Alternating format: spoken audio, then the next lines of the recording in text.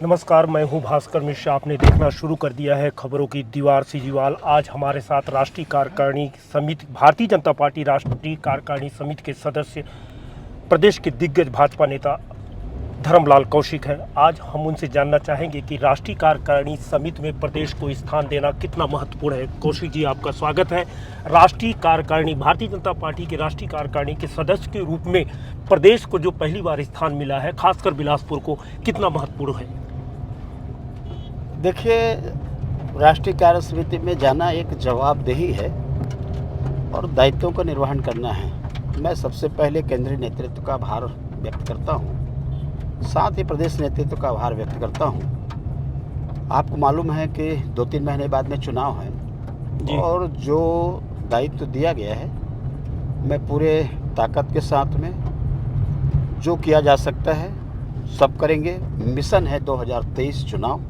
उस चुनाव में छत्तीसगढ़ में भाजपा की सरकार बने और इसके लिए पूरे तन्मयता के साथ में काम करेंगे। आपने बताया कि छत्तीसगढ़ के आसन्न चुनाव है, 2-3 महीने के बाद है, तो हम ये जानना चाहते हैं भारतीय जनता पार्टी का फोकस चुनाव जीतने पर किस बात पर रहेगा?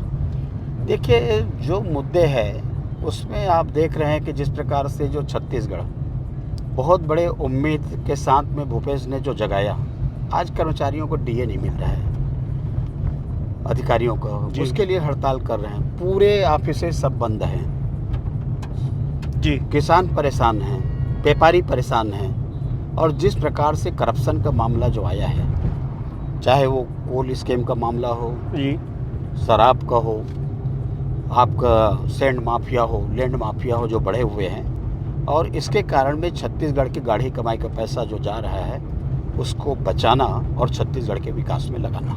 क्या राष्ट्रीय कार्यकारिणी में छत्तीसगढ़ का प्रतिनिधित्व बढ़ने से अब प्रदेश और देश की राजनीति में, भाजपा में खासकर, एक तालमेल बनते हुए दिखेगा? क्या इसी उद्देश्य से धर्मलाल कौशिक को राष्ट्रीय कार्यकारिणी समिति में शामिल किया गया है? जहाँ तक तालमेल की बात है तो हम नहीं थे तो भी तालमेल था और हैं तो भी तालमेल होगा, क्योंकि सबका जो उद्देश्य है वो एक है कि भाजपा की सरकार बनाना और उसके लिए सामूहिक रूप से पूरे ताकत के साथ में लड़ना और भ्रष्ट कांग्रेस की सरकार को उखाड़ करके फेंकना।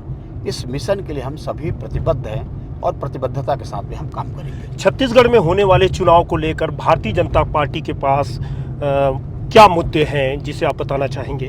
देखिए, छत्तीसगढ़ राज्य का निर्माण तत्कालीन प्रधानमंत्री अटल बिहारी वाजपेयी जी ने किया, उसका विकास डॉक्टर रमन सिंह के सरकार ने किया।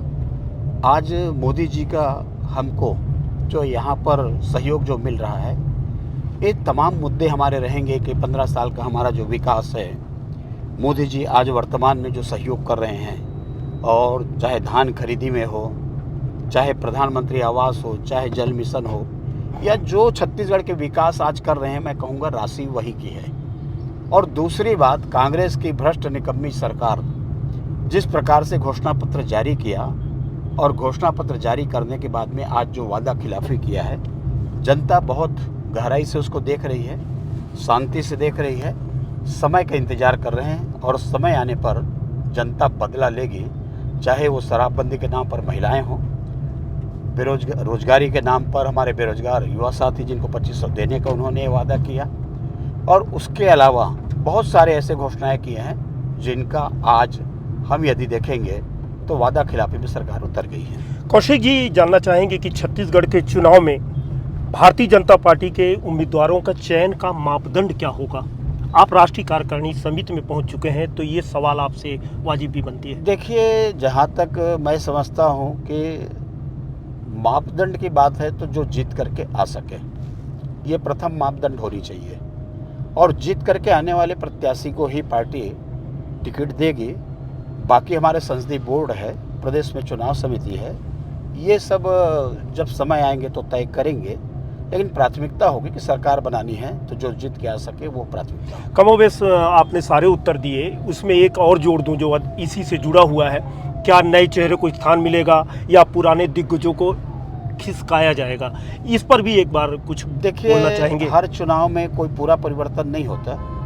चुनाव में कुछ पुराने रहते हैं, कुछ नए आते हैं, और हर बार यही होता है कि पुराने के साथ में नए के तालमेल के साथ में टिकट दी जाती है। और देने के बाद में जीत करके आते हैं, क्योंकि आप यदि ये परिवर्तन नहीं करेंगे तो जाम हो जाएंगे, अवसर नहीं मिलेगा। और इसीलिए हमारे पार्टी में लगातार उत्साह के साथ में काम करते हैं लोग, क्योंकि उनको मालूम है कि आज वो है तो कल हमारी बारी होगी। जनता भारतीय जनता पार्टी को क्यों जीता है? 15 साल के शासनकाल को देखते हुए आपको एक बहुत करारी पराजय मिली थी।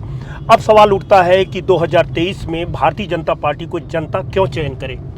अब देखिए, जहाँ तक चयन की बात है तो मैं बता दूं कि एक नारा चला था कि वक्त है बदलाव का। जी। अब जो नारा चलने लगा है वक्त है पछताव का, कि वोट देने के बाद में सरकार आप नया नारा दे रहे हैं। खरे नहीं उतरे, बल्कि उल्टा प्रदेश की बर्बादी दिखाई दे रहा है। खास करके हमारे युवा जो नशे के गिरफ्त में जा रहा है, ये प्रदेश के लिए बहुत बड़ी घटना होगी। कौशिक जी, ये अंतिम सवाल है, शायद हमेशा पूछा जाता भी है। आप उम्मीद पूरी है कि राष्ट्रीय कार्यकारिणी समिति के सदस्य बिल्कुल खुल के बात रखेंगे। छत्तीसगढ़ में भाजपा सीएम का कोई फोकस है, कोई चेहरा है? चेहरा बहुत सारे हैं, लेकिन पार्टी अभी सामूहिक नेतृत्व के आधार पर चुनाव लड़ेगी। विधायक दल की बैठक होगी, विधायक दल की बैठक में तय कर लिया जाएगा। अभी तो मकसद एक है कि बहुमत हमारी आए और बहुमत के लिए काम करेंगे। तो साथियों, सुना आपने राष्ट्रीय कार्यकारिणी समिति भारतीय जनता पार्टी के नेता धर्मलाल कौशिक को। उन्होंने स्पष्ट कहना है कि हम सामूहिक लड़ाई लड़ेंगे। एक तरफ जहां पिछली सरकार वक्त है बदलाव के साथ सत्ता में आई, तो इस बार जनता के बीच से आवाज़ निकल रही है, वक्त है पछताव का। बहरहाल आज इतना ही।